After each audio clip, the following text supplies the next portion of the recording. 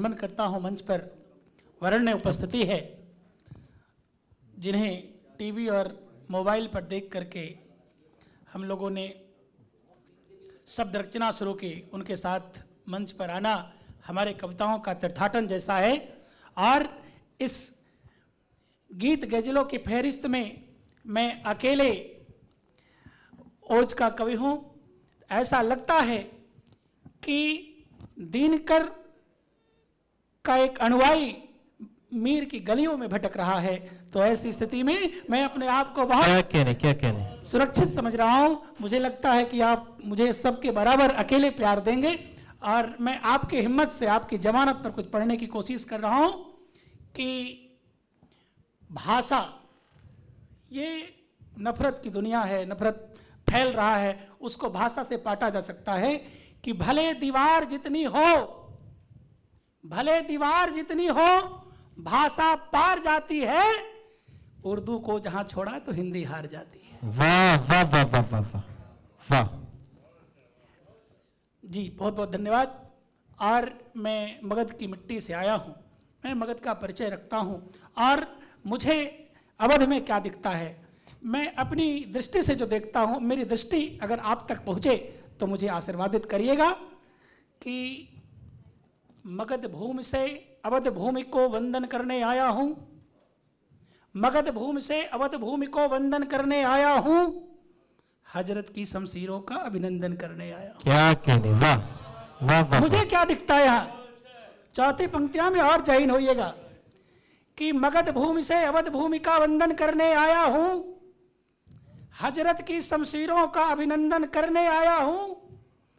और जिस पृष्ठों पर पांव पड़े हैं आजादी के वीरों के, वाह, काकोरी के रेल पथों का वंदन करने आया हूं। क्या कहने, वाह वाह वाह वाह वाह वाह वाह वाह वाह वाह। बहुत धन्यवाद। काकोरी के रेल पथों का वंदन करने आया हूं। और हम कौन हैं? हम आगे बिना किसी भूमिका के, मुझे लगता है कि ऐसे ही ये मुशायरा बहुत देर हो चुका है, तो मैं जल्दी जल्दी अपने हिस्से का समय अजहर साहब के लिए, नीलोत्पल भैया के लिए देना चाहूँगा। और मैं जल्दी जल्दी अपने मुक्तक की युद्ध भूमि में ध्वज रखते तो, मैं उस तेवर का कवि हूँ। मैं अपना परिचय रखने की कोशिश कर रहा हूँ कि युद्ध भूमि में ध्वज रखते तो इंच इंच कटकर लड़ते हैं। हम तो वीरों के वंशज हैं, सर कट जाए धड़ लड़ते हैं। वाह वाह। हम तो वीरों के वंशज हैं, सर कट जाए धड़ लड़ते हैं। और देहदान के पावन हवि में, चौथी पंक्तियां आप तक पहुंचाने की कोशिश कर रहा हूं कि देहदान के पावन हवि में सोनित रोज चढ़ाते हैं। एक हमीद अकेले 16 पैटर्न टैंक जलाते हैं। क्या कहने, क्या कहने। एक हमीद अकेले 16 पैटर्न टैंक जलाते हैं। और मैं सेना के स्वाभिमान की पंक्तियां पूरे भारत में गाते फिरता हूं। मैं उसी श्रृंखला की कुछ पंक्तियां आपके समक्ष रखने की कोशिश कर रहा हूं कि हम भारत माता के बेटे, सुनिएगा, कि हम भारत माता के बेटे नहीं मचलते तारों पर, या तो शीत सहन करते हैं या चलते अंगारों पर। क्या कहने, वाह। हम भारत माता के बेटे नहीं मचलते तारों पर, या तो शीत सहन करते हैं या चलते अंगारों पर। सोने की चिड़िया घायल है, नाग फनी से बीनी है। हमने तो आजादी अपनी लहू बेचकर छीनी है। वाह वाह वाह वाह वाह वाह वाह। हमने तो आजादी अपनी लहू बेचकर छीनी है। और इसी श्रृंखला की अगली पंक्तियां मैं पढ़ने की कोशिश कर रहा हूं। थोड़ा मुझे ऊर्जान्वित करिएगा, मैं बहुत दूर से आया हूं। मैं उस यात्रा के हिस्से का भी समर्थन आपसे मांगता हूं। वाह।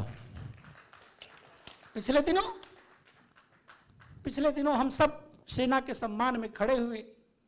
मुझे लग रहा था कि गलियां, यहाँ के पेड़ पौधे भी सेना के समर्थन में सीना ताने खड़े थे। तब मैंने लिखा, बिल्कुल ताजी पंक्ति है, कि सेना का सम्मान धरा क्या। हम क्रेडिट जो ले ले, लेकिन देश के सैनिकों के शौर्य को प्रणाम करना सबकी जिम्मेवारी है। बेशक। कि सेना का सम्मान धरा क्या नभ में भूषित होता है, जो समरांगन में लड़ता है वो पहले पूजित होता है। वाह वाह वाह। सेना का सम्मान धरा क्या नभ में भूषित होता है, जो समरांगन में लड़ता है वो पहले पूजित होता है। और 4 पंक्तियां मैंने रो करके लिखी है। जब हमारे जिले का एक बेटा ऑपरेशन सिंदूर के समय शहादत प्राप्त करके लौटा, तब मैं उसके अंतिम संस्कार से लौटने के बाद मैंने जो लिखी है, और मैंने जीवन में इससे अच्छा कुछ लिखा नहीं, वो 4 पंक्ति में रखने की कोशिश कर रहा हूं कि हम कविताएं क्यों लिखते हैं। कविताएं हम तब लिखते जब भाव भंवर हो जाता है। वाह वाह। कविताएं क्या है? भावों का भंवर है। कविताएं हम तब लिखते जब भाव भंवर हो जाता है, एक शहादत की गाथा और मौन मुखर हो जाता है। क्या कहने, क्या कहने।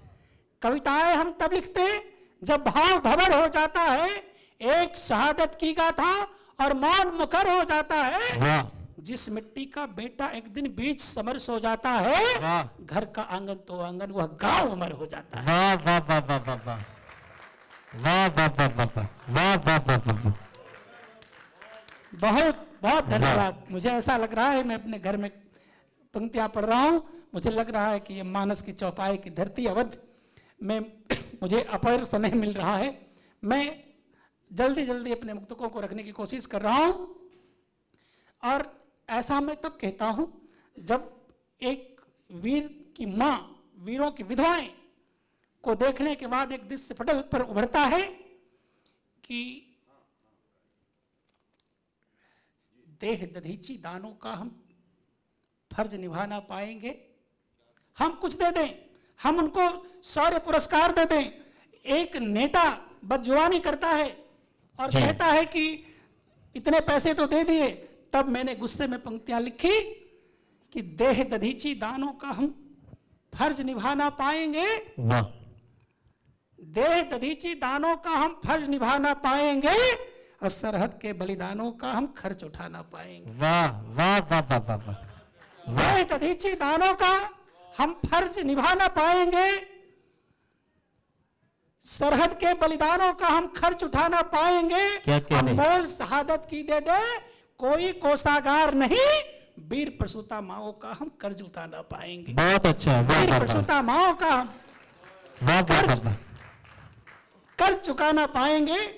और हम ओज के कवियों पर आरोप लगते हैं कि आप बहुत खून खराबा की बात करते हैं।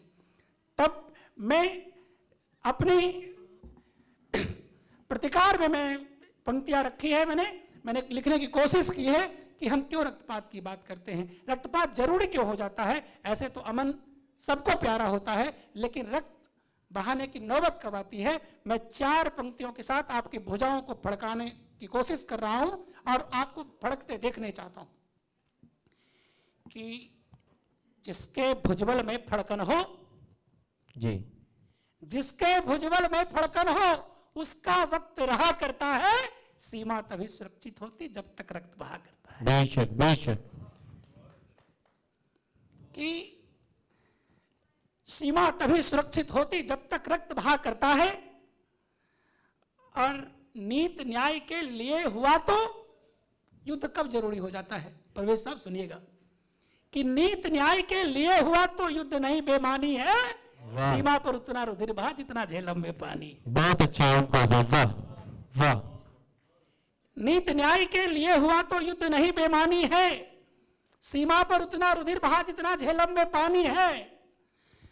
और राष्ट्र हित में युद्धक होना वर है, ये अभिशाप नहीं है। और देशद्रोही गद्दारों का शीश काटना पाप नहीं। बहुत अच्छा, बहुत अच्छा है, बहुत अच्छा है। वाह वाह वाह। देशद्रोही गद्दारों का शीश काटना पाप नहीं है। गद्दारों का शीश काटना पाप नहीं है। बेशक बेशक। और ऑपरेशन सिंदूर के दौरान एक दृश्य उभर रहा था। इधर सोफिया कुरैशी सीना ताने प्रेस कॉन्फ्रेंस कर रही थी और वहां एयरपोर्ट पर बोर्डिंग हो रही थी। तब हमने लिखा कि रन में पीठ नहीं रखते। वाह। रन में पीठ नहीं रखते, न मन में काला रखते हैं, हम तो दुश्मन की छाती में सीधे भाला रखते हैं। बहुत अच्छा है। वाह वाह। रन में पीठ नहीं रखते, न मन में काला रखते हैं, हम तो दुश्मन की छाती में सीधे भाला रखते हैं। और रजनी गंधा के माते सोए सावक जाग रहे हैं, वे कुत्ते क्या जंग लड़ेंगे जिनके पिल्ले भाग रहे हैं। वाह वाह वाह वाह। बहुत बहुत धन्यवाद। बहुत बहुत शुक्रिया। और अंत में हम 4 पंक्तियों के साथ जी नवाजिश अपनी बात को समाप्त करने की कोशिश करते हैं कि एक शायर का, एक कवि का दायित्व तो क्या होता है। राग दरबारी हो जाना, कह रहे थे बिलाल साहब कि पद्मश्री हो जाता। सच में एक शायर का दायित्व यही होता है कि वो जो दिखता है, जो देखता है, वो कहना चाहिए। मैं 4 पंक्तियां अपने हिस्से की कह करके बात को समाप्त करता हूं कि अब तक टूटे धागे हो तुम, वाह, अब तक टूटे धागे हो तुम, जुड़कर आओ डोर कहेंगे, क्या कहने, ठहरो अभी अंधेरा है, भोर हुआ तो भोर कहेंगे। बहुत अच्छा है, बहुत अच्छा है। अब तक टूटे, वाह, अब तक टूटे धागे हो तुम, जुड़कर आओ डोर कहेंगे, ठहरो अभी अंधेरा है, भोर हुआ तो भोर कहेंगे, चाहे मेरे पृष्ठ उधर संगीनों पर रख दो तुम, क्या कहने, आदत है सच कहने की, चोर हुआ तो चोर कहेंगे। चोर कहेंगे। बहुत